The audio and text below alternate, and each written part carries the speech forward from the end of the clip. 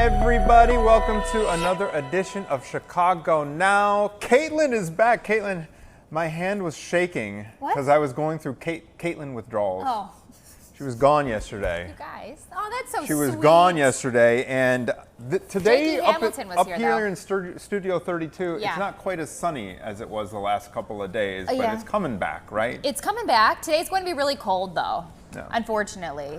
And we also have had a couple isolated showers and storms popping in Northwest Indiana. If you're coming to us live from Valparaiso, Cedar Lake, you might see some darker clouds because we have had those isolated poppy showers and storms. But outside of that, it's actually going to be a lovely day with cold temperatures. The unpredictability of Chicago weather is one of our trending topics. This is popping off on Reddit because people have expectations here in early May here in Chicago, and oftentimes those expectations are not met. The expectation is you got to bring a duffel bag full of your clothes because you never know what you're going to get. A wide variety. We got a ton to get to, from politics to very juicy legal cases to a very special visitor on the rooftop of the Sistine Chapel. The bird kind.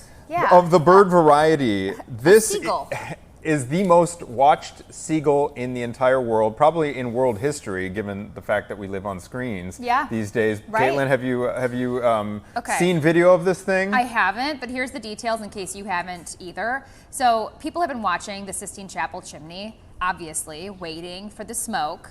And with that, this little seagull has been hanging out, taking special interest in the seagull, no surprise, because it's an animal. And I feel like we could all relate to that. I love talking about my birdies. So this birdie has been live in video shots for hours, along with a chick that also entered the video frame. And people are sounding off online on this. I understand we have some X posts right now. Shout out to that one seagull locked in on the Conclave proceedings. And that almost looks like a different kind of seagull than the ones we have, doesn't it? Yeah, it does. It looks like a different species. There's some more gray in that. Our seagulls here off Lake Michigan are white. Here's another maybe that's better. One from Father Matthew Schneider. Oh, there he is. Look. Vatican seagull. Oh my gosh, does the Vatican seagull have his own social media handle? Can I tell you? Has made his glorious return. This is kind of funny. So a couple years back, a handful of years back, my husband and I were driving looking for a new home. And we were driving along, and you could see Lake Michigan. Not that we bought a house on Lake Michigan, but this was just the route we were taking with our realtor. And Grady goes, "Look, it's an eagle over the lake." And my realtor said, "No, that's the rat of the sea." And it was a seagull. The rat of the sea is a seagull. It was so funny. But we love this seagull. So behind the scenes, Caitlin, you know how I'm always giving you dream interpretations? Yes. Okay, so Caitlin will tell me some of her dreams. I'm into dream interpretation. I will say, birds oftentimes symbolize the Holy Spirit.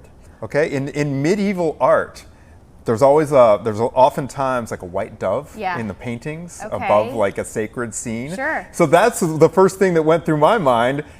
Who could be incarnated in that white bird on the top of the Sistine Chapel who's got that front row seat to the world's most famous chimney? So that's my interpretation of that. I didn't post anything to X, but that's where I'm going with it. You know, I heard that a couple years back there was another seagull. Mm-hmm. Was that in 2013 I saw? I believe. There's no... Maybe turn it... Can you hear her? Maybe I need to crank up my volume. So I did some research, and this is not the first seagull that has accompanied the Conclave. In fact, there are 8 other Twitter accounts from 2013 about Vatican seagull. I wonder if this is like an area that receives a lot of seagulls. I understand there was a seagull chick as well, keeping an eye on So a little bit of a darker color to the seagull baby. Okay, well, hey, we're also... Caitlin, you were gone yesterday, but we are on smoke watch. Yeah, of course. We're on chimney watch all hour because there's been a few rounds of conclave voting. Yeah. And it's all black smoke so far. But if white smoke pops, they're going to give us a heads up, and we're going to have to adjust things on the fly here. The breaking news. Because a lot of times this happens on day 2 of the day 2 or day 3, I think. Yeah, that's when it tends to happen, historically speaking. I love that. All right. Something else that, I don't know if you heard this yesterday because we talked about it briefly on Good Day. This kid, your kids aren't at the age where they can log on to Amazon and go rogue? No, thank goodness. I mean, they could. They like to look at stuff, but I don't think they figured out how to buy anything yet. Tell us what this one kid did from Kentucky, Kate. This boy bought 70,000 lollipops. Who wrote this? Lollipops? You call them lollipops? Lollipops. Some suckers. He bought some suckers. This was an 8-year-old in Lexington, Kentucky. You don't call them lollipops? Never. You call them lollipops. Where are you from? Michigan. We're Midwest. Wait, you don't call them suckers either. No, lollipops. Does suckers sound weird to you? Well, you know how there's the whole pop versus soda thing, and some people just call everything Coke? That's like an East Coast Midwest thing, but I thought Michigan and suckers are called lollipops in Illinois. In my world, yeah. These were dum-dums anyway. I am Maybe that's an Insta-poll for us. What? Stop. Okay. Lollipops. 70,000 of them were bought by an 8-year-old in Lexington, Kentucky. So he accidentally racked up this giant bill for his mom. Holly LaFavers told the Associated Press that her son Liam, cute name Liam, placed the order through her Amazon account, sending 22 cases of Dum-Dums to their house. And she said, he told me he wanted to have a carnival and the Dum-Dums were going to be the prizes.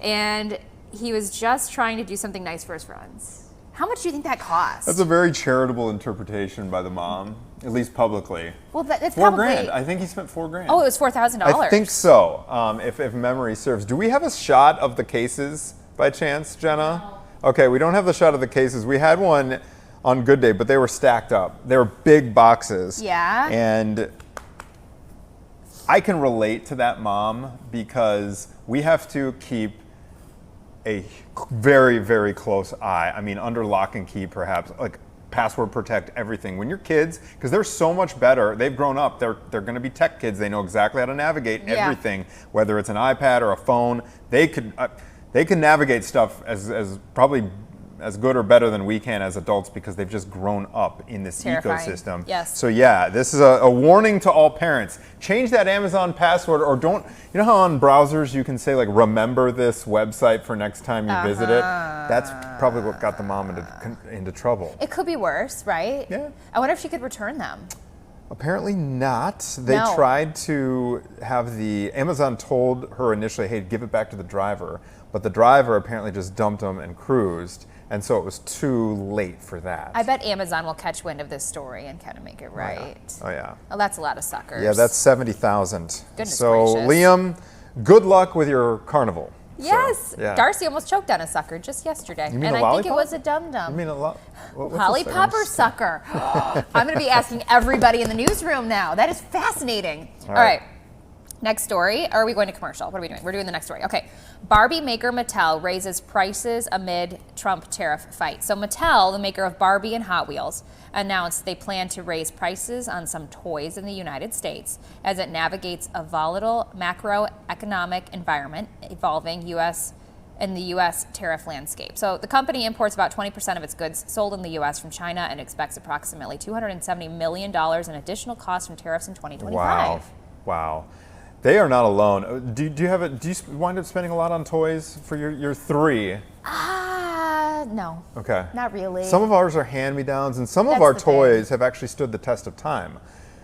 Jero has got my old wooden, those wooden train sets by Brio. They're really well made, and I think that's the way to go. So you don't need to keep, wasting money on the like cheap the plastic stuff. Montessori, good quality, earthy toys. Exactly. Sure, that makes sense. Very, I can very see that earthy, with you guys. Very earthy for sure. Yeah. But Mattel's not alone here, Caitlin. On the air today, we're talking about there are 3 different models of Ford vehicles. I can't remember off the top of my head, but they're all going to be 25% higher in cost starting in June already.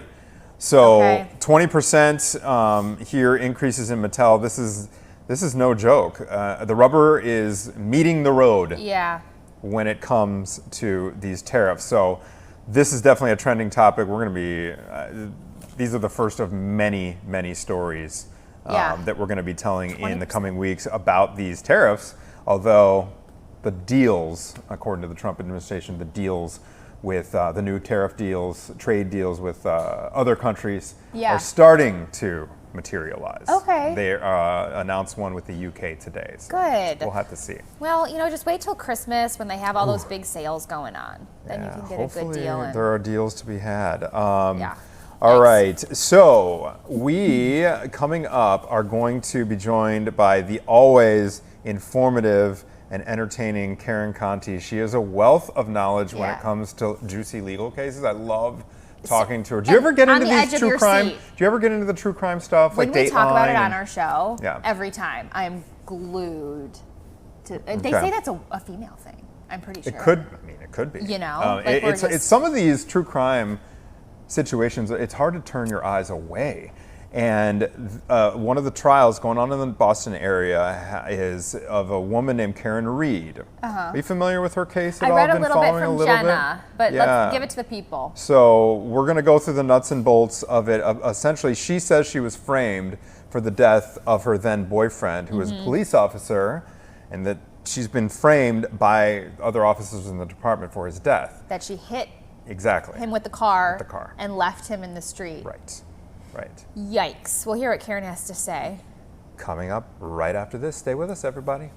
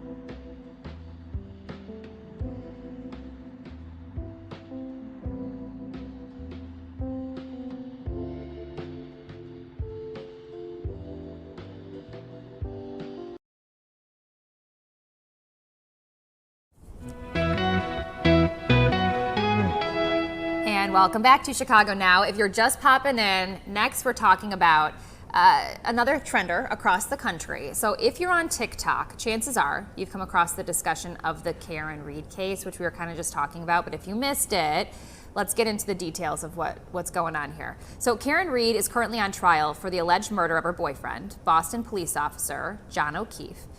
He was found dead outside a Massachusetts home in January of 2022, and prosecutors claim that Reed struck O'Keefe, so she hit her boyfriend, with her SUV and left him to die, while the defense argues she is being framed in a police cover-up. So my understanding of it, very cold night, it was a winter night, middle of January. There was a party going on in the house where they all were. She left, there was some tension between her and the boyfriend, and I haven't been following the second trial very closely, but I know that there's some incriminating voicemails that she left him right after it allegedly happened, some angry voicemails. I'm home alone with your kids, that kind of thing. After the incident. After the alleged incident, yes, exactly.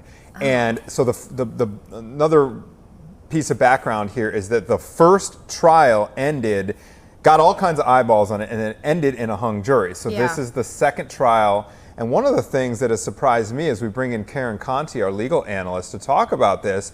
Karen, one of the things that has surprised me about this is that, correct me if I'm wrong, but hasn't she been speaking to the media right after court on some days? Yeah, well, she's been speaking to the media throughout this entire process. And that's always really perilous. I mean, you don't do that if you're a defendant. Why? Because, and this is what the prosecution is doing, they're taking those media accounts and those interviews that she gave, and they're playing them for the jury. And if any of the evidence deviates from what she is saying, then the jury can suspect that she's lying. And the other thing is, if she's not going to testify at trial and the jury's sitting there watching her talk to CNN, then, they're probably going to be angry that she's not testifying in front of them. So there's a whole host of problems when you do media interviews as a defendant. So why would she do them, though? Because everything is very intentional when it comes to these trials. Why would she be doing that? It's hard to say. Maybe the lawyer seems to think differently, but the traditional theory is the more you say, the more you can be impeached. Impeached meaning someone can say, hey, listen, she said this on one day, she said that on another day, and then the third witness said something completely different. Yeah. And that is a real problem when you're defending a case. So Reed got a new lawyer. Do we know why? Is this strange? Was this expected? Sometimes the defendant maybe has exhausted their relationship with that person, and maybe she has a different way she wants the case tried. She's a very intelligent woman and very educated, so she might have a say in how things go. But yeah, the prosecution is a new prosecutor, the defense is a new defense lawyer, and I think that you might see some changes in how the strategy is presented to the jury. How do you think this came to end in a hung jury the first time around, Karen? Well, clearly they couldn't agree on a verdict. And, you look at all of these facts here and, they go all different ways. There's some of the things that she said in the videotapes and the audio tapes of her from that night saying, I hit him. Well, that's pretty compelling. On the other hand, there was a lot of strange things that went on with the police department and how they processed the crime scene. So when you're talking about reasonable doubt, there obviously was some there for at least some of the jurors. Were we just looking at the live view from that night? Was that the back of the vehicle? So are they saying she backed into him? I hit him. I'm just curious about the details. Yeah, I believe so. Karen, is that correct? I think that's the case, and I've never actually seen that before. Whoa. Very interesting. Okay, so are both sides allowed to present different theories and different defenses, or are they bound by how they presented the evidence in the first trial, the first time around?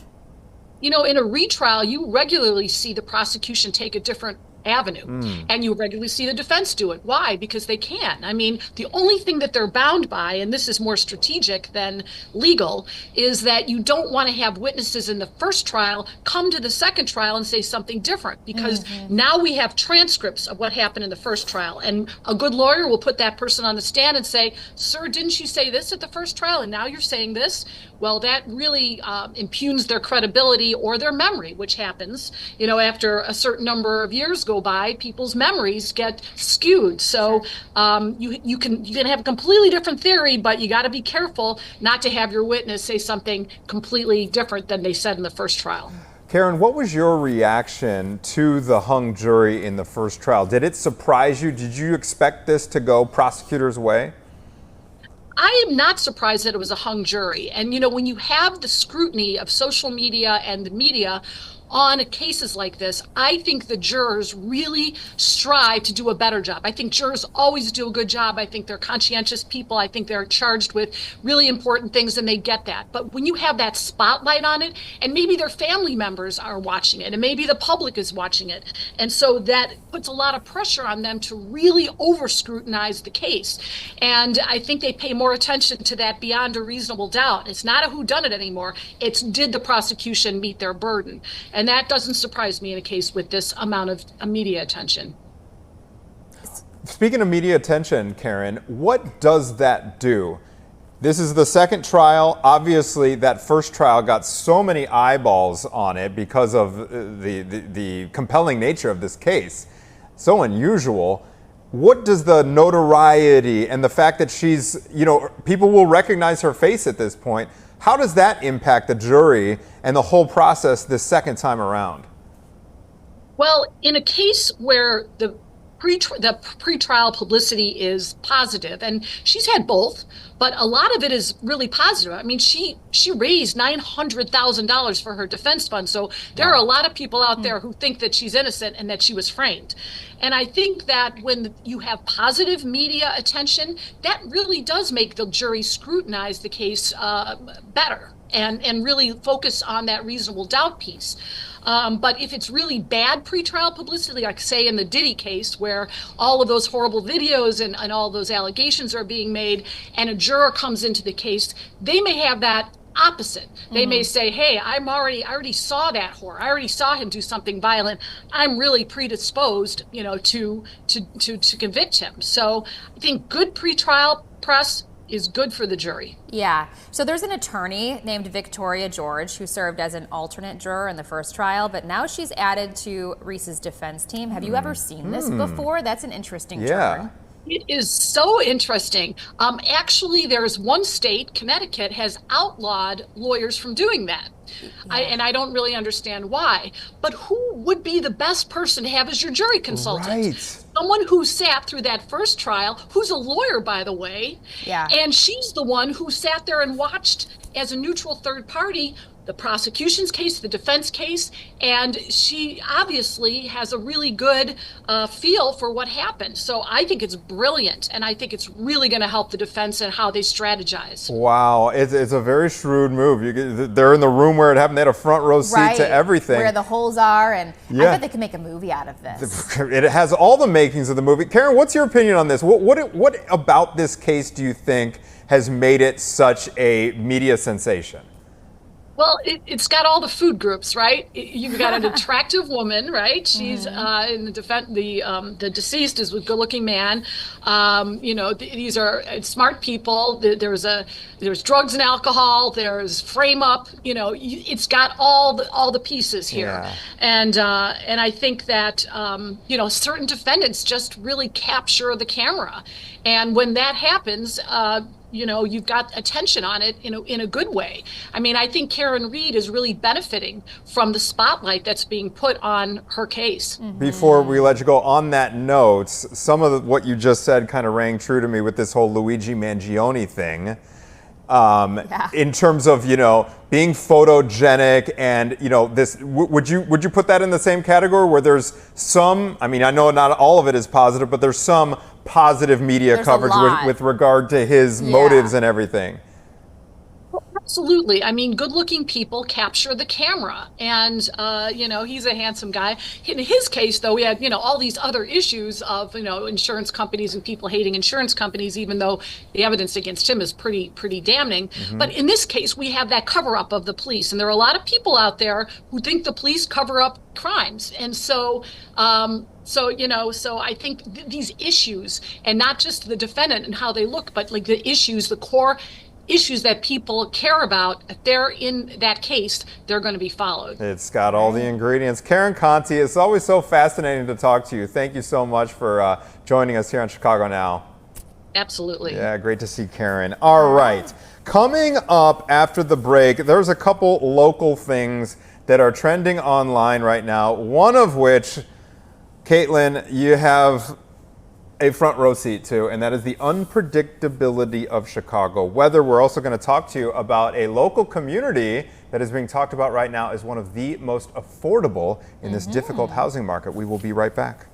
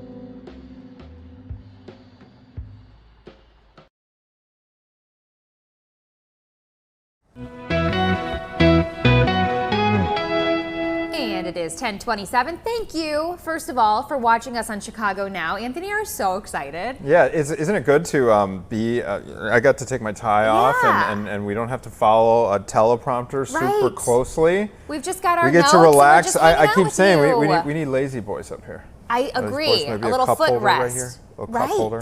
Right. And I keep saying I need to bring some sweats so I can really get comfortable on this couch, but maybe that's too far. Okay.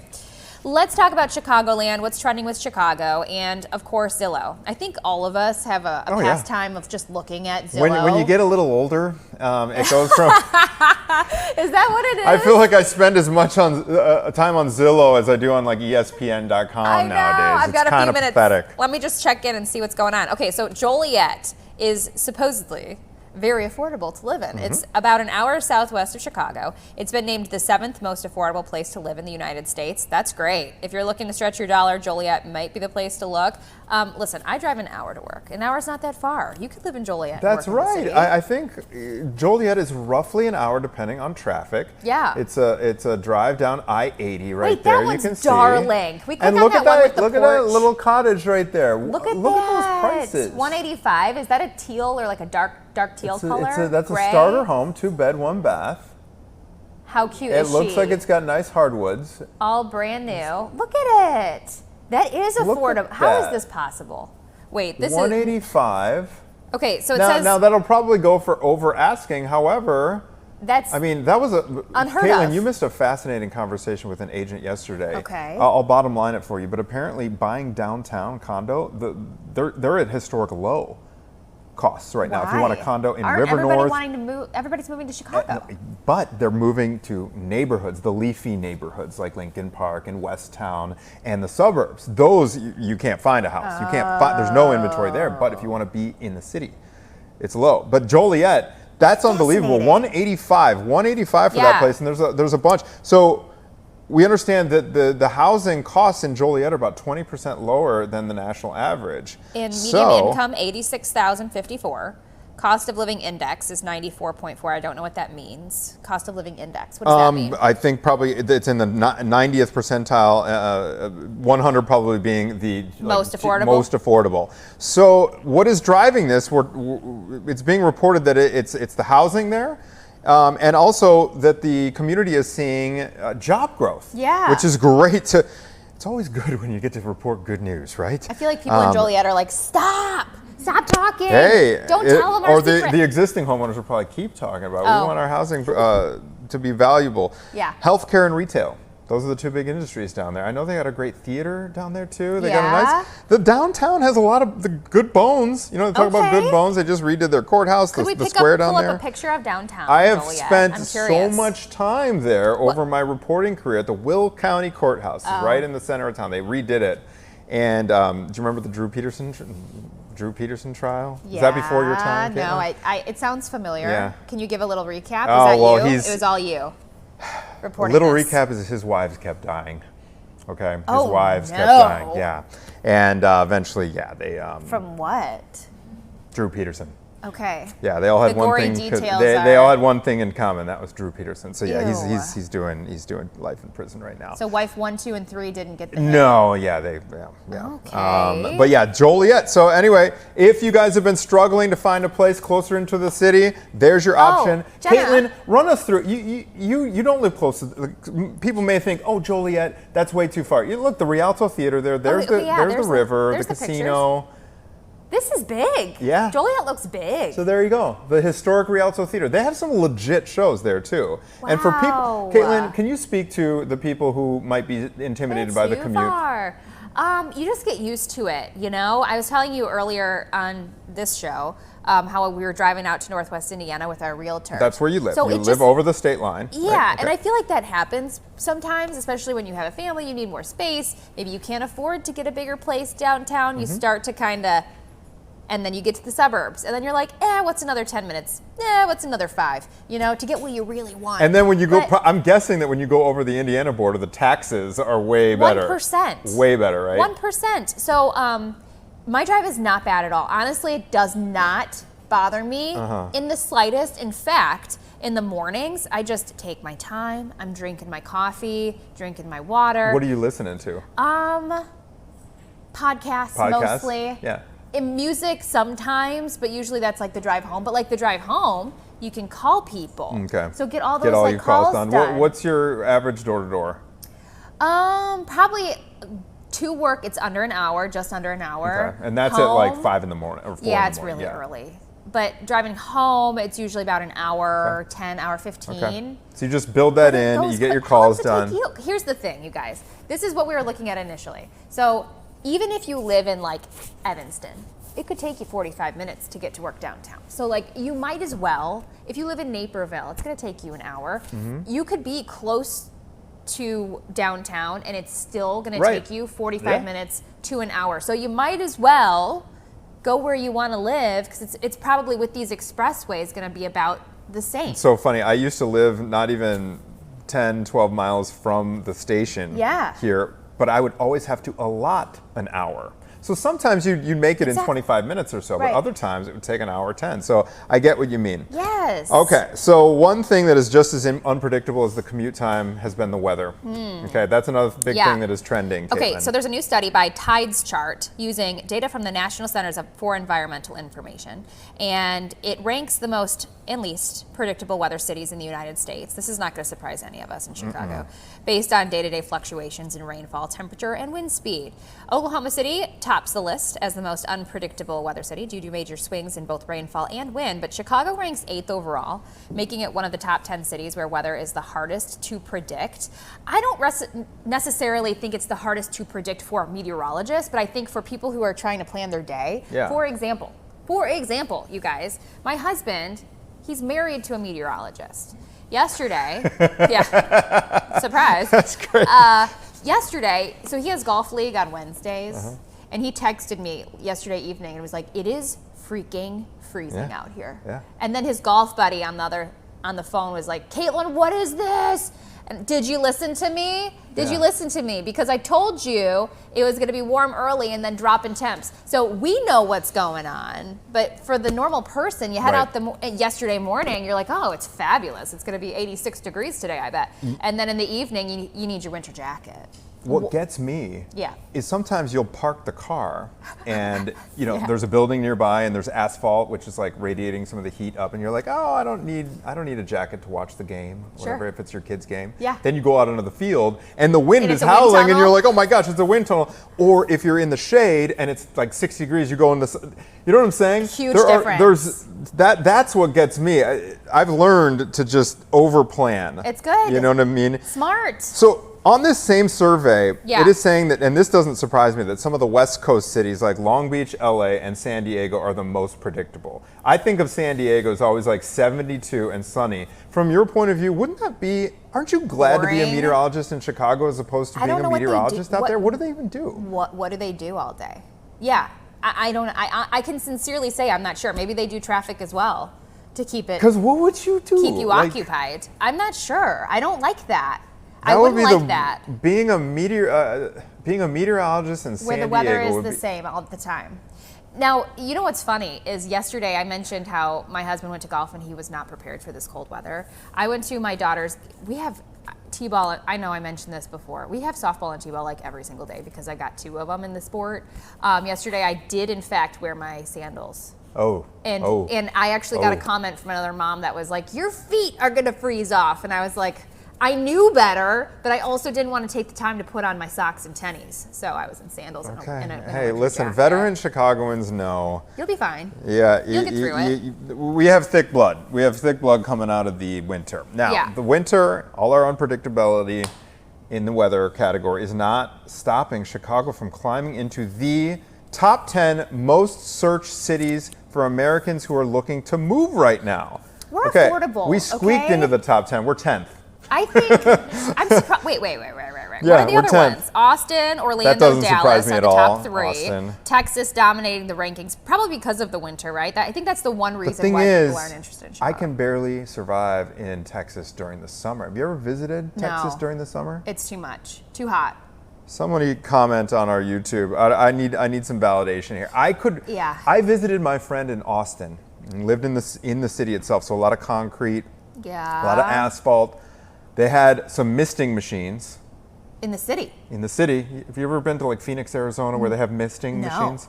They're necessary. It's so hot there. It's like you just get wet? 50. So then you're wet and hot? You don't get wet though. That's the thing. It's so dry that the misters mist you, and it feels cool, and it dries immediately. It doesn't even. I mean, I don't know. I don't think it messes up your hair.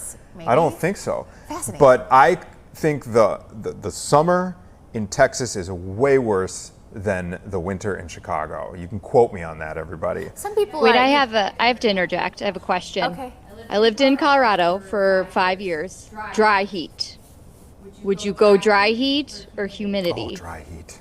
Go dry. 10 out of 10 times. My roommate used to say the humidity was like a warm hug when you walked out. Or like a soupy. It's good for your skin, you know? right? Great for your the skin. The humidity is. My wife she's always talking about how the humidity is good for her skin. I got the oily skin. So I do not thrive in humid weather. I spent a summer in Washington, D.C. for an internship. Yeah. That's built on top of a swamp. Most miserable summer of my life. It's awful. Awful. I lived in Charlotte, North Carolina for a while. Same thing. Very muggy, very hot. Muggy. You'd have to take like 3 showers a day. You know, you try to limit it maybe 1 or 2, but then you take the dog outside for 5 minutes and you're sweating, and then you're like, all right, I guess I got to take another shower. I don't know. There's a trade-off. Very, very cold winter or very, very hot summer. Or you can just go to San Diego and it's 72 and sunny the whole time.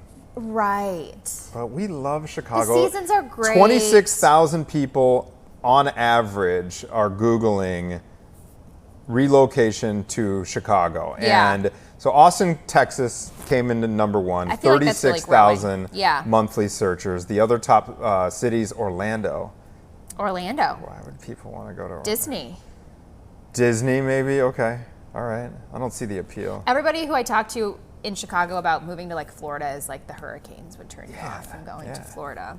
Dallas is another. Dallas would be good. Las Vegas. I'm surprised. Actually, you know what? Zion's out there near Vegas. There's some very cool. People don't associate Vegas with nature. They associate it with the Strip. Right. There's some really amazing hiking to be done around Vegas. Yeah, there is. There's not mountains. Too far away. Yeah, people know. Portland. I don't know if that's Portland, Oregon, or Portland, Maine. I'm guessing Portland, Oregon. That's a beautiful city. That would be fun. Pacific I've never Northwest, been, but I bet amazing. it's great. It's fascinating out there. There's amazing nature to be seen out there too. There's a park, it's Crater Lake. Crater Lake National Park. The water is purple. The mountains are beautiful. The water is purple. The water is purple. I kid you we not. It looks like purple Gatorade. Gator Lake. Jana, Crater you do a Google search for Crater Lake National Park / purple water. And I bet the Google search will come up. It looks like, I remember it looking like purple Gatorade. The Pacific Northwest is beautiful. I just saw a video the other day. That would be an interesting market to be a meteorologist in. Yeah, fascinating. Lots of bodies of water. See? Oh. What did I tell you? Look at Crater Lake, Caitlin. That is very close to Portland, Oregon. And even in the other shots, you can see how it's purplish. That is a volcano. The top blew off tens of thousands of years ago, and it filled up with agua. Whoa. There's an island in the middle. So how cool is that? I did. You did? It's freezing cold, but I have a. Look at this. This may be some kind of compulsion that I have, but if I am near a body of water, you take your shirt off and jump in. I have to go. Do you do the ice plunges? I do. At your house? No, I don't do it for wellness, but I've done the polar plunge a number of times I feel here like in Chicago. That would fit your personality. Yeah, you should absolutely. probably get a sauna and an ice plunge. And an ice plunge. That's awesome. Anyway, Portland, Oregon, that would be someplace. And then New York City is the other most searched. New York City, yeah, no surprise there. So, so where would you move in the United States if it weren't Chicago? I love Denver as well. Yeah. Portland, Oregon, Denver. How about you? When I was younger, when I was in college, I always said, I'm going to Colorado, going to Denver. But then, funny thing, I actually got a job offer in Denver before Chicago and decided not to take it. My family's in Michigan. Oh, so you want to be close to fam. Yeah. Well, I'm glad that happened since you ended up here. You know, so Chicago's #1 for sure. Denver would be fun, I think. I'm not even a big skier, though, so I think that was another thing. It's like winter sports are huge in Colorado. Yeah. If there was another, Hawaii. Oh, okay.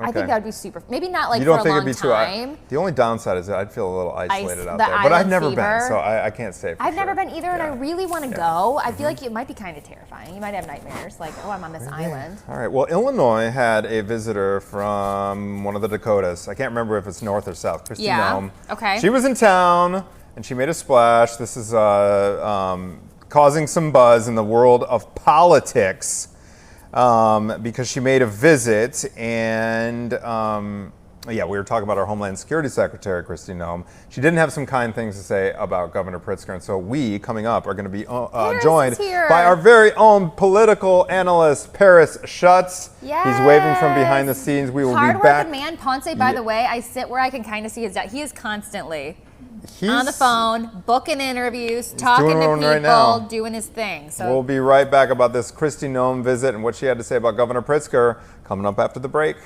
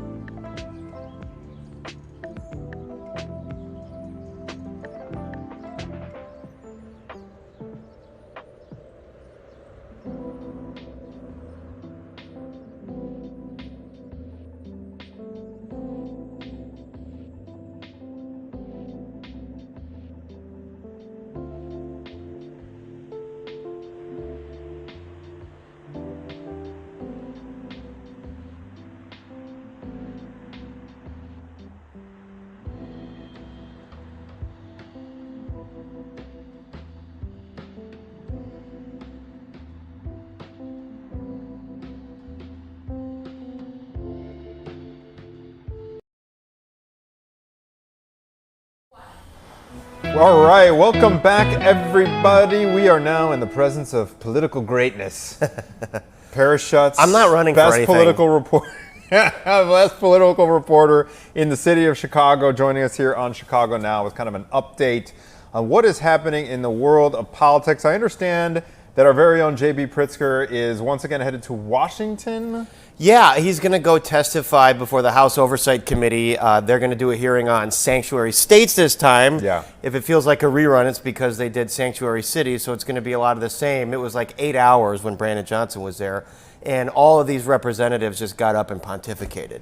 And the Republicans would interrogate the mayors, and the Democrats would defend them, and then they would make little social media videos, post them on Twitter, and then raise money off of them, and nothing was accomplished at the end of the day. Okay. So we get to do it again. We get to do it again, but for someone like J.B. Pritzker, is he licking his chops too? Probably. I mean, is it an opportunity for him too, just as much as it is for these pontificating committee members? Yeah, I think so. I mean, I think he wants to run for president. I think we've established that, and he's going to use this as a platform to defend his policies, to sort of establish his bona fides with the liberal base of the Democratic Party. But, you know, because he's been so on the attack against Trump and because he is probably running for president, I think that Republicans are really going to go to town. Yeah. You know, and I think there will be a lot of fireworks. Okay, fireworks there. Now, there were fireworks here in Illinois as well. We had a little visitor, Homeland Security Secretary Kristi Noem came to the state. What happened? Kristi Noem came to the state to do some press conferences to highlight sanctuary state policies, just like we were talking about. And she was supposed to give a press conference outside the governor's mansion in Springfield. Mm-hmm. Governor Pritzker kind of got wind of it, so he and Democrats kind of set up a little sign there that said, protect due process or something like, basically trolling her. Yeah. The night before, he also said, I would urge all you folks in the Springfield region to hide your dogs and cats. I mean, that's a pretty good burn right there. Yeah. Referencing her shooting her memoir. Her memoir, shooting her dog. So she gave a press conference. She had some Illinois Republicans there. She had some. She wanted to talk about victims of crime perpetrated by undocumented immigrants, and she claims that the sanctuary laws here in Illinois will protect undocumented immigrants that commit crime. Now, that's not necessarily true, because someone commits a crime, the cops can go arrest them, and also, I mean, ICE has always had the ability to come in and deport someone that's accused of a violent crime. None of that is new or anything like that. So what the sanctuary laws really do is just prevent the police, the local police, from sharing immigration status with ICE agents, and then from. But it doesn't prevent them from making an arrest if there is a crime. Or it doesn't, and it also doesn't prevent ICE agents from coming in, and if they've got an order from a judge, a warrant or something to deport someone, they can go do that. No one's stopping them. The thing is, the local police aren't going to help them with that, nor do they have to by law. So that's kind of what sanctuary states do, and that's where the dispute is. J.B. Pritzker called her appearance a publicity stunt.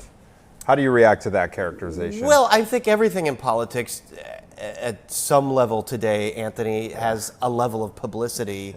I don't want to call it a publicity stunt. I don't want to be that cynical. So let's say a publicity component to it, where they're trying to raise their profile and make a point. And of course, that's a big part of what she's doing, but you can say that with a lot of actions that politicians on both sides of the aisle are taking. And you're right that a lot of these publicity components, as you phrased it, get chopped up into very short TikTok clips, and you can see things that are completely out of context, and you really do have to. It's a tough world to navigate as a consumer of this news. That's why we're here. Right, that's why we're here. That's why we're here. We give you context. All right, we don't have very much time left with Paris, so I want to switch gears and talk about this funeral happening today, too. This is our former governor, George Ryan, for you younger set. I remember I was an intern under Mike Flannery, your predecessor here. The Flan Man. Flannery.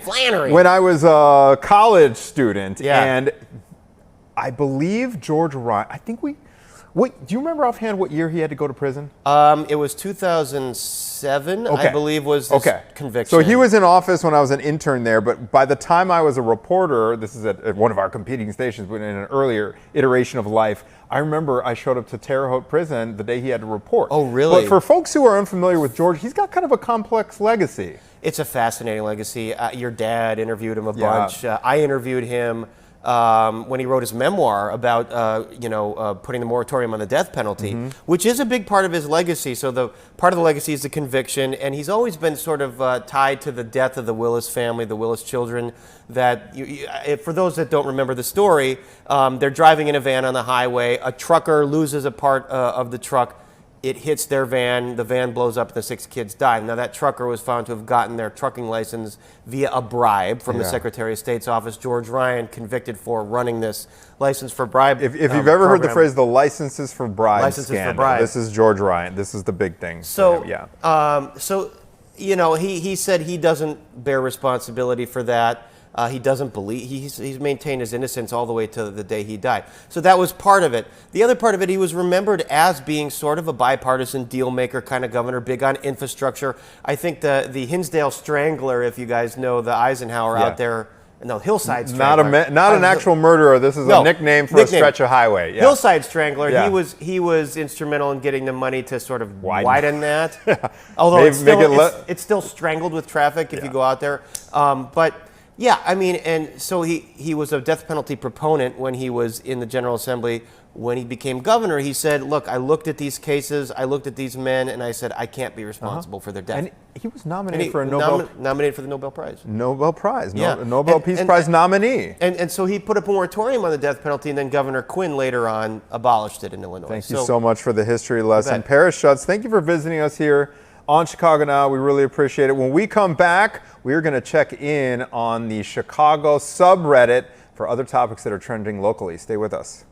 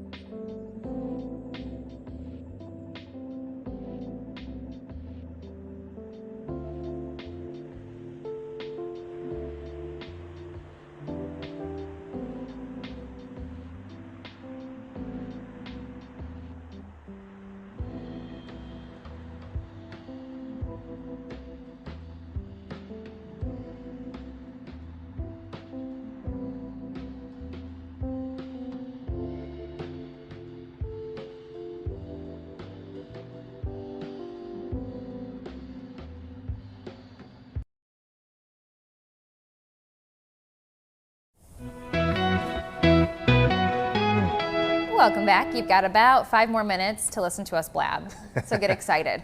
We have some hot topics on Reddit. So what we're talking about this Thursday, it's Thursday, right? Mm-hmm. It is Thursday. Mm-hmm. Okay, so the best questions only Chicagoans would ask, starting with, are khaki shorts formal wear? Khaki short, Khaki shorts. I think they can be. Are we talking about for men or women here? Both. Both? Okay, so you could dress them up or dress them down. What if you wore a nice pair of shoes? Oh, because it's labeled formal wear. Well, it's labeled formal wear. Yeah. I was like, okay, wait, penny loafers or something? You dress them up, dress them down? Yeah, okay. No, I would say. I think so. In my world, yes. If I'm putting on some khaki shorts, I'm probably like trying a little bit. You're trying to look nice. Better than like my cotton romper that I would typically wear. Okay. Well, I feel like, at least that's funny placement at that store, but you could at least, if you have a pair of running shoes on, that dresses them down. If you had a pair of nice loafers. I like your shoes. Look how cute his shoes are. Thanks, Caitlin. Can you guys see those? Appreciate it. I want a pair of those. They're skateboarding shoes. Wow. I don't skateboard though. I love that. Formal wear. I don't know. Like when you think about like formal wear, I guess the actual word formal wear sounds like you're going to like a gala. Yeah, right. Or something that's formal. And khakis aren't making an appearance there. Okay, next topic that folks are talking about on Reddit. Where do locals actually go instead of the Willis or Hancock Towers?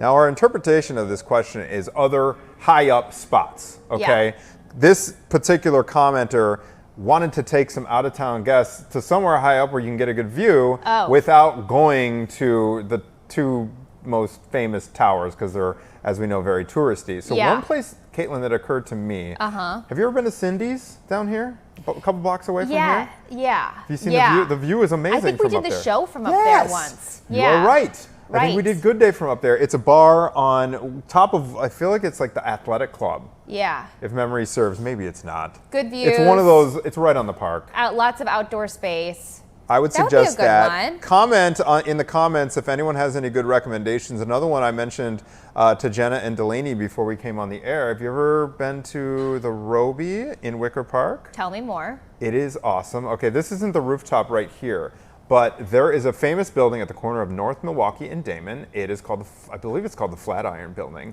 And it's really cool because it's a diagonal intersection, and it's an old school Art Deco skyscraper that looks like it's in the shape of a flat iron. Okay. And on the very top of it, there is a rooftop. It looks like a castle up there, and you can get amazing views of the city. Hold on, wait, we gotta get we should do a the castle view that he's talking about. Jenna, if you wouldn't mind searching for Flatiron Building, I wonder if Wicker I could Google Park. it too. Do I have my phone? Is it in the area? No. Flatiron Building, Wicker Park, you guys. I think that's what the name is. Iron Building, Wicker Park. It's like a 1920s. So that is an amazing one. You take an elevator up. They made it into like a little boutique hotel.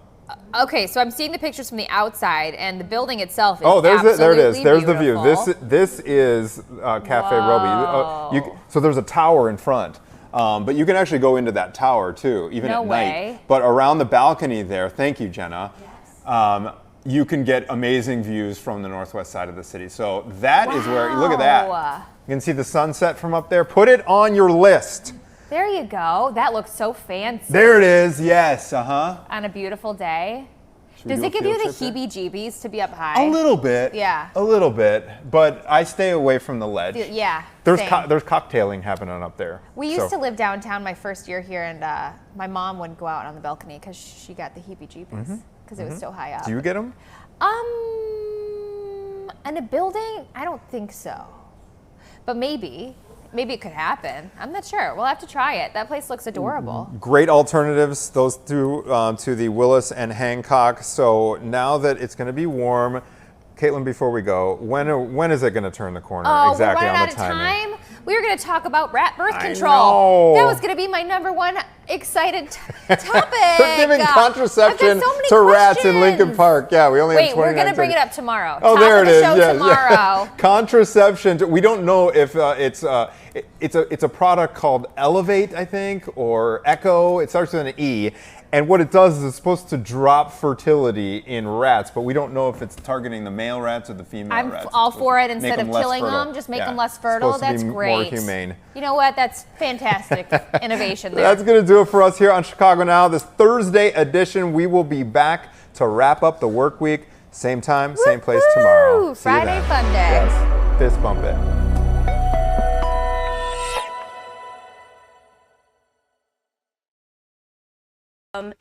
And there are perhaps maybe a few chances for everyone to congregate at one time? Yes, normally the popes called the cardinals together in consistories and also called them together for advice meetings, councils.